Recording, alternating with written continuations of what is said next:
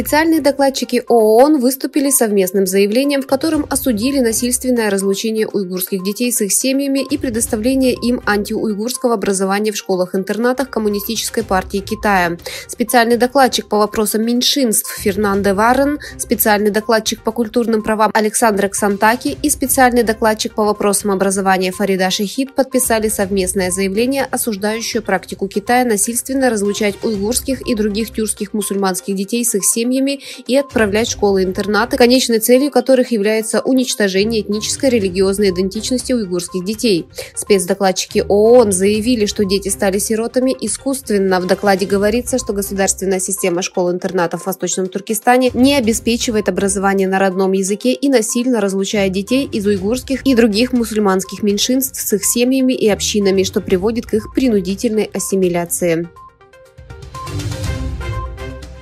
Акида Полад, дочь известного уйгурского ученого, приговоренная Китаем к пожизненному заключению, заявила, что власти не проявили милосердия к ее матери и обратилась за поддержкой к ученым со всего мира. Рахиль Давуд, ведущий исследователь уйгурского фольклора, известная своими научными работами, является одной из жертв из более чем миллиона уйгуров и других мусульманских тюркских народов, которые подверглись широкомасштабным репрессиям со стороны Китая в оккупированном Восточном Туркестане. Ее дочь Акида Полад, которая сейчас живет в Соединенных Штатах, рассказала АФП, что коллеги ее матери по университетам по всему миру надеются, что они помогут оказать давление на Пекин. Высокопоставленный чиновник из Центрального разведывательного управления США предупредил о потенциальной угрозе, которую китайские программы искусственного интеллекта могут представлять для национальной безопасности США, в то же время заявив, что ЦРУ пытается распространить технологию таким образом, чтобы это принесло пользу США. По данным американского телеканала Fox News, директор ЦРУ по искусственному интеллекту Лакшми Раман сказал: «Китай с беспокойством наблюдает за программами искусственного интеллекта. Пекин растет и развивается во всех аспектах в этой сфере».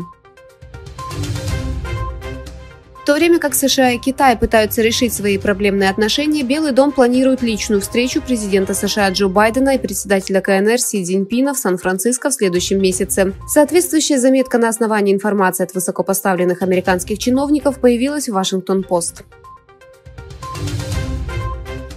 Правительство США ввело санкции против китайских юридических и физических лиц за незаконный оборот наркотика фентанила, в то же время поделившись с общественностью обвинительными заключениями против них. Генеральный прокурор США Мерик Гарланд заявил вчера журналистам: «Мы собрались здесь сегодня, чтобы выступить с посланием от имени правительства США. Мы знаем, кто несет ответственность за отравление американцев фентанилом». Министерство юстиции также обнародовало обвинительные акты против 8 китайских компаний и 12 их сотрудников. Вчера Бразилия и Китай впервые торговали в своих национальных валютах в рамках двусторонней торговли с прямой конвертацией платежа, полученного в национальной валюте Китая юаня в бразильские реалы. В заявлении, сделанном филиалом Банка Китая в Бразилии, финансовая сделка была объявлена исторической. В заявлении отмечается, что сделка была совершена по закупке целлюлозы у компании под названием Эльдорадо Бразил, имеющей представительство в Шанхае, Китай.